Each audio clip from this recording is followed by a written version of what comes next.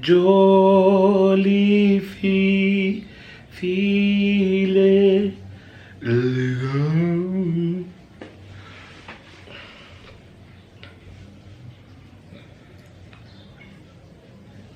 Hello and welcome back to my channel. It's your fave fat sis up in here.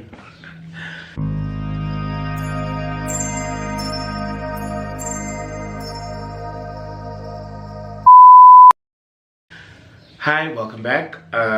If you're new, please don't forget to like, comment, and subscribe. Tell me how you liking my videos, you know, because I do what I do. I'll be doing the doing things. I got a bit of a cough, so my laugh is going to be a bit raspy if I do laugh. So I wanted to come on today and record a video. Record this video to talk about Dlozi and spirituality, if you will. And a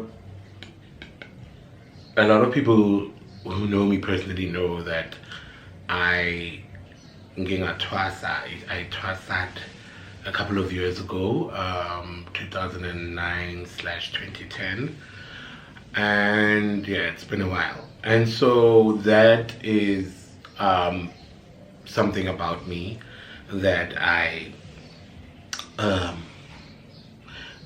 don't even know how to even talk about this, because it's something that I've never really spoken about, you know, and something that I speak about to people face to face, really, but not necessarily or one-on-one type of thing, but not necessarily on this platform. And you know, when you are a content creator, you often think about what do you share, what don't you share about yourself. The things that I do share are the things that I want to share with you guys. It's not necessarily my whole life, but those are the things that I want to share. And you're always careful about not oversharing yourself, but sharing yourself enough to build a connection with people, and sharing yourself enough to be of use to the universe, to the world, with your story, right? And looking at the current times where there's a lot of talk and there's a lot of awakening spiritual, especially from an African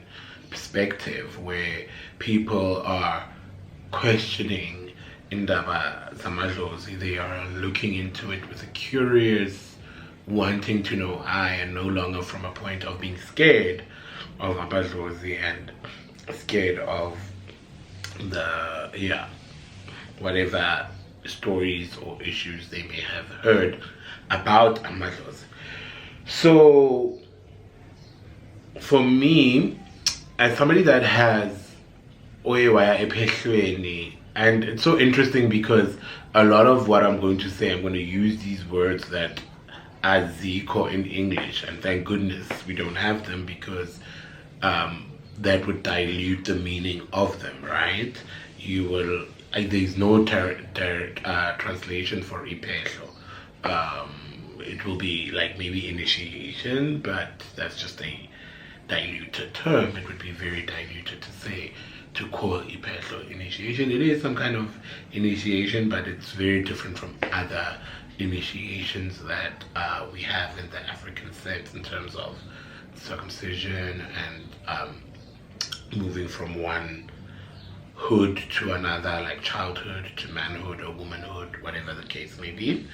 So anyway, having gone Epehlweni at a time when it wasn't a thing to be a sangoma who was visible on the internet, right, on social media, on the internet, having gone through that, it's so interesting for me to see people who went to Twasa during this time, right, in the past couple of years, in the past 4 or 5 couple of years, where people have gone to Twasa and shared their journeys online.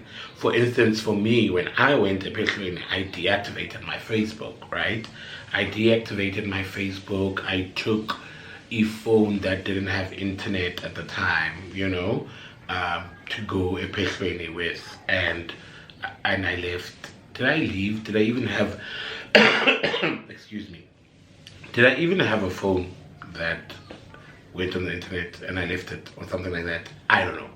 But what I'm saying is that I left, and I left everything behind. I deactivated my Facebook, whereas somebody now will go with their phone, with their iPhone, their picture, and take pictures and share their journey and come back, their coming home ceremony. They will share that online. It's no longer a, oh, what are you doing type of thing. When I went a picture, and it was, oh, what are you doing type of thing. You know, oh, no, you don't do that type of thing. And I'm so glad, right, that we are here now. And we're getting, people have access to this information. It's readily available, which is a great thing. I think, I know, because it helps us disseminate and dismantle and deconstruct the darkness that was associated with Dlozi, with traditional healing, with, you know, having a calling and all of those things. And due to a lot of factors, due to colonization, due to the apartheid government criminalizing, practicing usangoma, practicing traditional cultural, you know, practices and rituals, you know, which they use, the Witch Doctor Act or whatever they called it, those types of things. Because of those types of stigmatization, then it carried or gave ubungoma that darkness that it carried, right? It's the washing machine. Let me go sort it out. I'll be back. Few moments later. So, as I was saying, the association of ubungoma with just a darkness and not being good and stuff like that. So with my journey to where I am today, where you're like, oh, so you're not necessarily visible as Isangoma on social media, is because I come from that era where we weren't really, you know, visible, and we weren't making ourselves visible. And for the longest time, I stifled myself. And I'm going to read a tweet from somebody that I think dragged me with a tweet, right? And this is my friend Ubusi. And she's somebody that's very comfortable with using the internet, who went through the process of Twasa and is a Sangoma today, and she's very comfortable with sharing information, enlightening people. She has a podcast called Beautiful Mess, and even her Instagram is Beautiful Mess, and her Twitter is Beautiful Mess. And I love how she takes up space as a digital Sangoma, right? And this tweet I saw yesterday, actually, and I'm like, wow, read me, drag me, sis. And then she says, the tweet, it is thin line between protecting your ancestors and suffocating their spirits. Do discern that. Double check that your protection is not the oppression condition creeping in you.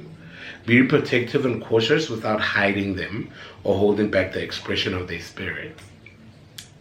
And then in the second tweet, she says, they do like to be seen and known about. In fact, they need it.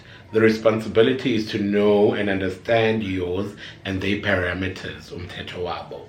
But let them breathe freely. Oh. I saw that yesterday as I was thinking about recording this video, and that for me was like a sign to say, dude, record the video. Because I was like, my argument with myself was, what do I have to say about those? There's already a lot of people sharing their stories. What am I going to add to the conversation? And I was like, the stories I'm not adding to one is weary, so add yours to the narrative. Add your story. As somebody that believes that everybody has a story and everybody should tell their story, tell yours too, sweetheart. Do not, you're protecting Dlozi. Do not let it be an oppression. And I'm going to tell you briefly of why I became a person that protected Dlozi to a point of oppression, right? I was young when I went to Pehlweni. I was 21, 22, 2009, 2010. I was 21, 22. I went to Pehlweni. I come back with this thing and this additional title to my life that I don't know where to place, right? And I don't know how to now navigate this world. I thought Uktwasa was difficult, but now coming back and living in society as a Sangoma was even more difficult for me, because I've never seen somebody live, or even my age, live as a Sangoma. How do they navigate? It was always older people, and I wasn't sure of how am I going to navigate this. There wasn't any support because Ukobelawam was far from me, so I couldn't even get any support as to someone that lived near me we could support each other or anything like that. And so what happened is, when I came back, I stayed a couple of months, like 2-3 months at home, and then after that I started looking for a job, and I found a job, and I went back to work. And I went back to work at a place where I had previously worked, so the people knew me. The people knew I went to Pehlweni, and they knew I had come back, and that was fine. The problem was that now the conversation around Ugutrasa and Ubungoma Bami at the office was very jokey, and some, oh, give me lotto numbers.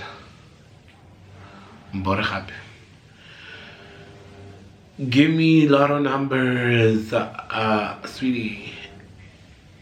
I can't even give myself lotto numbers. Give me lotto numbers. Oh, Peslaresa. Such a letter. Oh, it was always, ooh,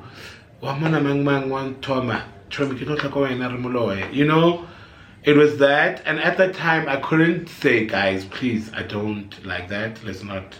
I don't want to, because I was like, you guys have minimized this whole thing to those little things you are saying now, whereas it's much bigger than that to me. And I couldn't even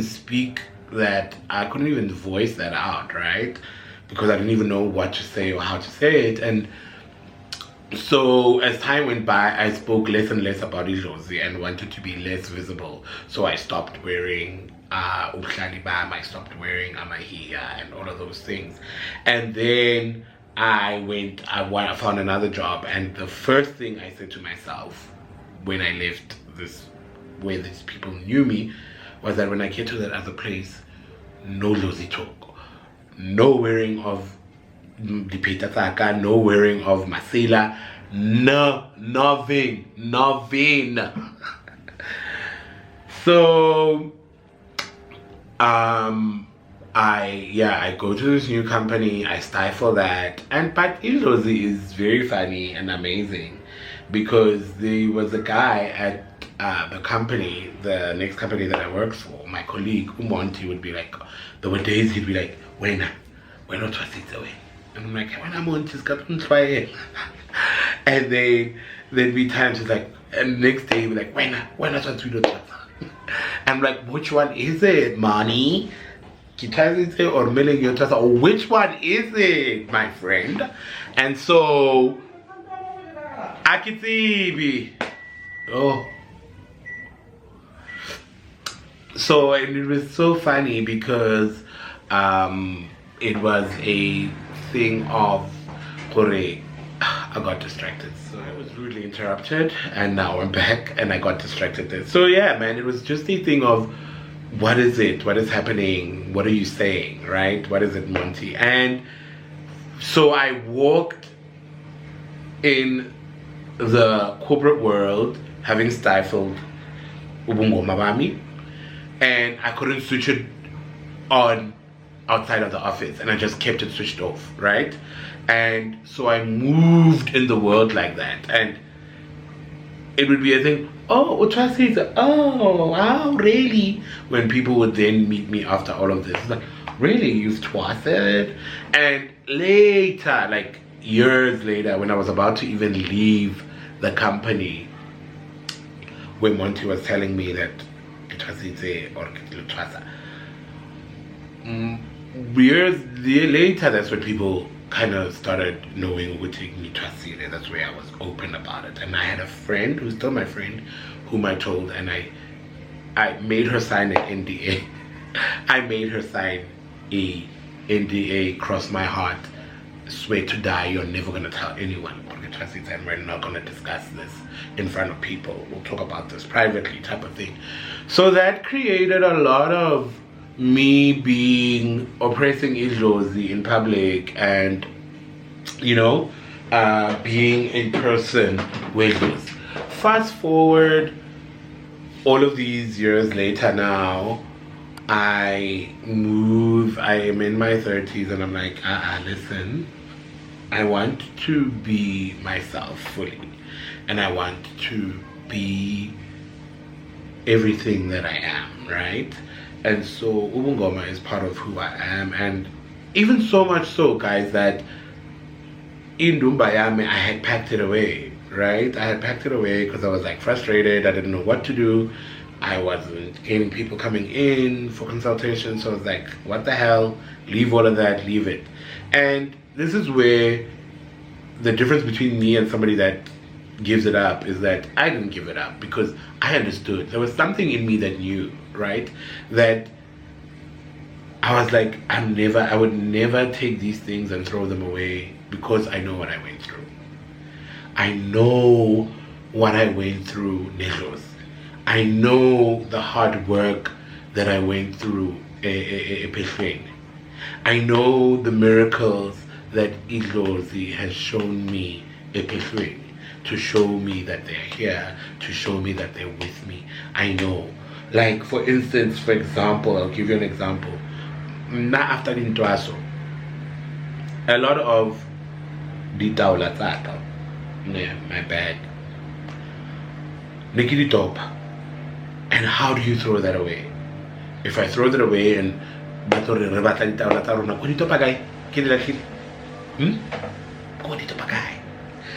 so in fact, this room that I'm in, that I record in, on the side here to my right is actually where I've put my things. That's why I keep looking this side. This is where this is Indumbayami basically, and it also doubles up as my recording room. And it houses the two things I love the most, which is Indumba and my books. I just love that. I find that it fascinates me as the owner. And it also is fascinating to people when they come in. So anyway, I was like, now I need to be myself. I need to encompass myself, be the fullest expression of myself, and not leave any of myself behind. And slowly I started getting back. I fetched my things. So I was living with my mom, so I left my things with my mom, and then I came here. This is my dad's house, so I live at my dad's house. I currently live alone. My sister and my cousin moved out.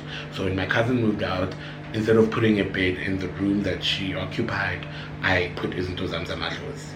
Right, I went and collected everything what I am. Because how do you take out and put everything up? And I started. So with my journey is that I had issues with my dad, right? So I tried to bypass that and go a bit only to now come back and be like, no, I need to go back and fix that. So I need to go back and fix that.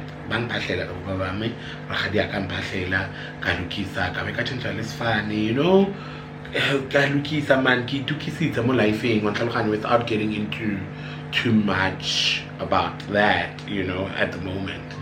I went and fixed that, and I was like, no man, there's things that I need to fix Dlozi, right? But in conversation Dlozi was that right?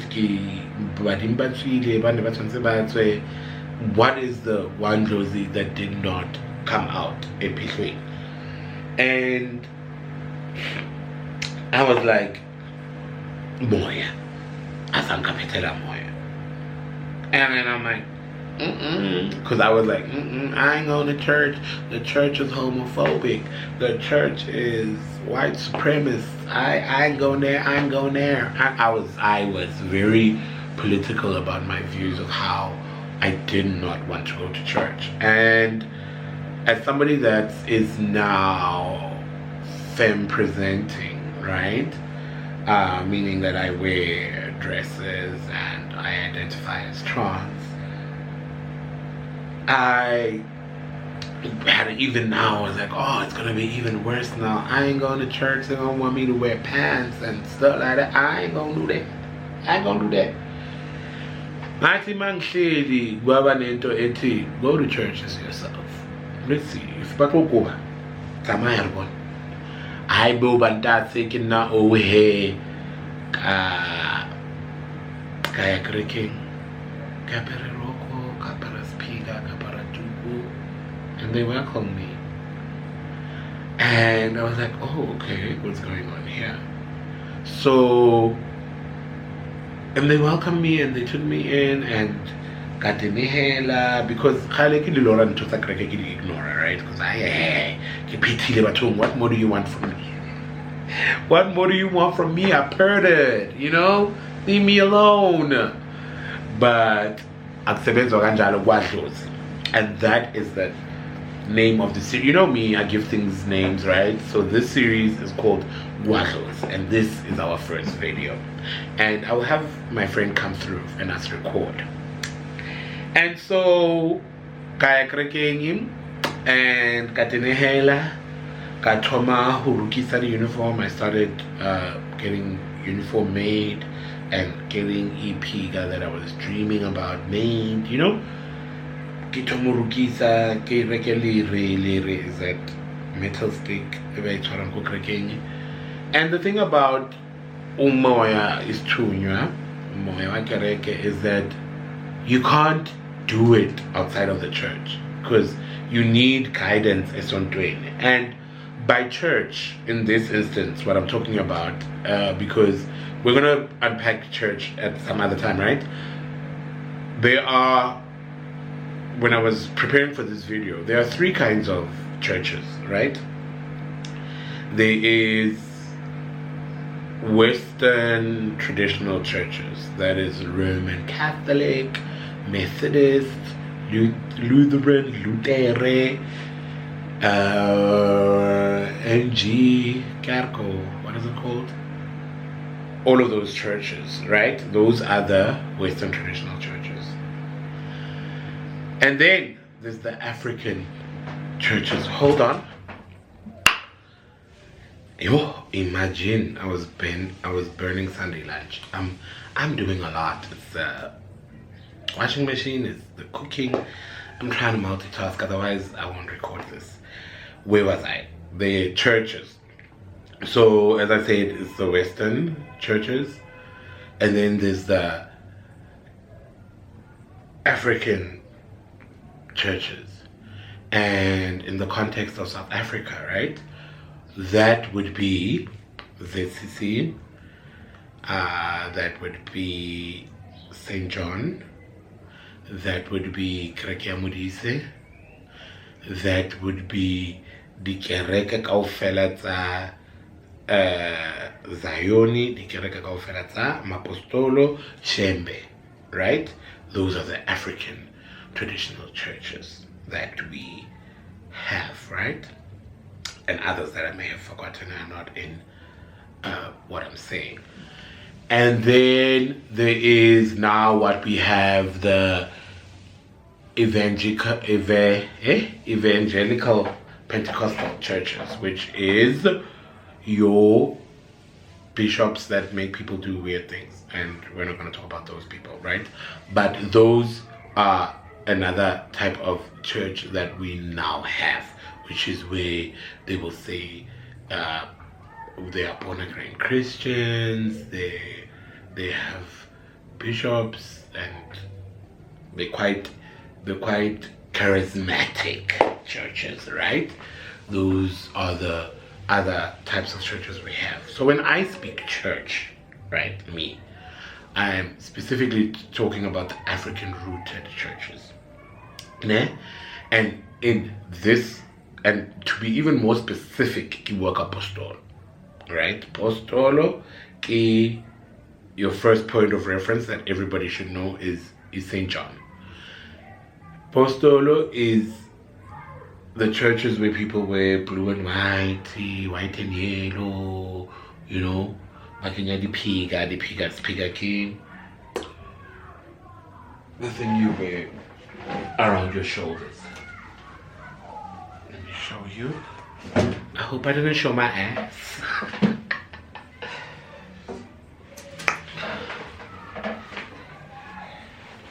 Speak at this thing, which you wear. Like, you know, I'm not gonna assume la seat. Why you thinking? I don't think I seat. Speak at it that you wear around your shoulder. And it comes in different colors: yellow, red, green, blue, you name it, right? So I'm specifically referring to Postolo at this current time and moment. And then Lidituku, Tatengi, Alright, sharp. Naki work Apostolo in this instance. So Apostolo is where my calling took me. And the particular church that I'm going to, I dreamt about it. I saw it in my dreams, and I joined the church. I went, I visited, and eventually got in the hela, and then I'm in the process of ke beisa moya wa kereke me o wa moya on tshwereng ke ya mo beisa hantle ke ya mo phethela at the current moment, ne? So at the moment ke beisa moya ke phethela moya wa ka, and ha ke lo rata bua hore bathong ke lo ntwe so, and then there's guidance there as to what to do. And this is where enter all now the different kinds of candles a person will use to pray and all of those things. So I'm just trying to give you a brief synopsis about me and where I'm at without really speaking into specific things, right? With, oh, candles mean this, oh, so means that, you know what I'm saying? I'm just giving you an overview of where I'm at, who I am in the space, mutabing badimu, right? To say, for me, kipetile bungoma, and nachasa isi ngoma, right? And isi ngoma meaning isinguni. It was Lunguni Katrasa Li at the same time a song as Changan, which is my mother's side. So there was Amadlozi Tonga, and then there was Umdawu Suwenzile Nawolapo, Ihamba Umdawu, and that's as you call Abotogoza Togazangoko. And then Mobungoming, there's different types of ubungoma and people bathwasa differently. There's ubungoma lobu bokuthwasa idlozi lomnguni elisebenzayo ephehlweni nasebunyangeni bakho nasendumbeni yakho rather, and then there's amakhosi, and then there's ubugqirha. Ubugqirha is the Xhosa way of Kutwasa, and then Kasutwa Kitsibihuriki, and then Leona is wrong, but yeah. But a lot of people from Limpopo, Batwasa, not necessarily everybody, only people from Limpopo, but Batwasa Singoma, Kibona Batwasa Singoma, because Ngoma Sakareta Sipedi, Changani, you know. A bit of, I think, Lesotwana as well. Yeah, man. There's a lot of different things and a lot of different ways of existing Edlozini. And then there's Amakhosi. For instance, Emakhosini, right? Emakhosini uyakhona ukuba Emakhosini, Dlozi lakho is sometimes a direct relative, right? Your grandmother will come through you. Esingomeni, right? Mobungomeni. Dlozi elisebenzayo, amadlozi wamanguni and abana necessarily a direct relation. You can't say that's your grandfather or your grandmother or your great grandmother, right? Momoyeng wa khona go tshwara ke moya wa a great grandparent or a great parent, a great grandparent. Yeah, it's usually a great grandparent momoyeng, but maramo sidimu sabungoma. It's not necessarily a direct relative, but it is somebody that is related to your ancestry. Hence they come. Hence we all have the same similar names in terms of Abu Mafelentabeni, Mahlasela, and all of those other people. You know what I'm saying? Hence the similarity in terms of names of those, because umguni Dlozi elisebenzayo endombeni, basically. And then thereafter you're gonna have your own amadlozi that are gonna come through with different names from everybody, right? And those are amadlozi wakho. I'm not saying that umuntu thwasa isinguni will just have abo mahambehleka and abo mahlasela. No, you can have other dlozis with different names and you're fine, right? Because Archani, Baba different as people. So yeah, this is me just trying to, firstly, as a first time type of video. I hope it makes sense. I'm gonna watch this, and if it makes sense, I'll edit it and you'll also see this version, right? If it doesn't, I'll try come back and record it again. I don't know why it wouldn't make sense, because when I think about it, I was making sense. Maybe I'm a bit in my head about it because it's the first time I'm talking about this and I'm trying to cover a lot of ground, and maybe as time goes, as time goes, we'll try start to get specific and talk about specific and cover specific topics. And if there's anything that you want me to cover, please let me know in the comment section below. Yeah, if there's things that you want me to cover about Moya wa Kereke, about Umungoma. And guys, listen, we Ubungoma and it's learning. We learn and we interpret things differently. The way I see things are not cast in stone. It's not the be it and all, or whatever the saying goes. Ne? It's not buffalo.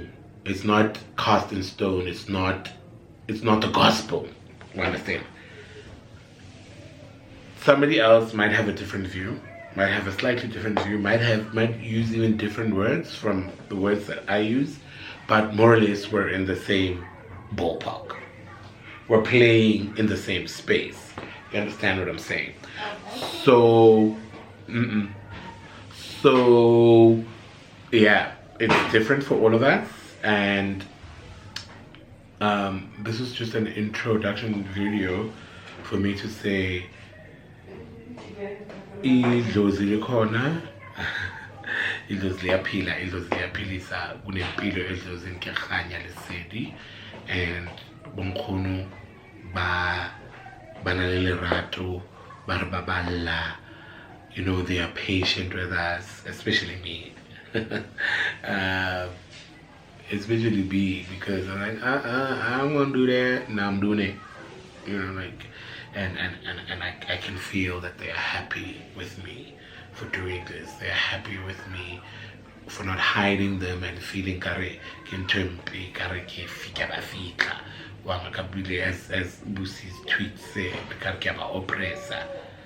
Over being overprotective. It's like being overprotective of the child, and this information we need to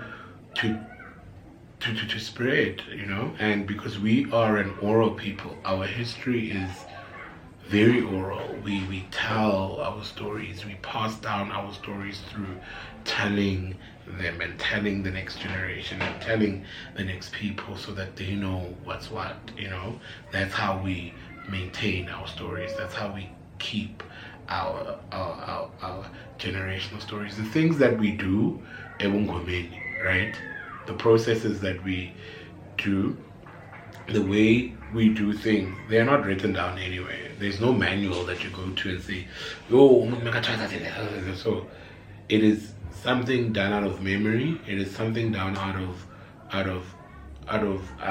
that was orally passed down and visually passed down. Somebody saw and they trusted the next, and they trusted the next, and that's how this thing has been passed down to us, and that's how Vele Dlozi communicates with us, and that's how connected we are to them. It's through the passage of time. Come on, It's through the passage of time, as I said, I hope I'm going to come back and be more specific, be more detailed. If there is anything that you want to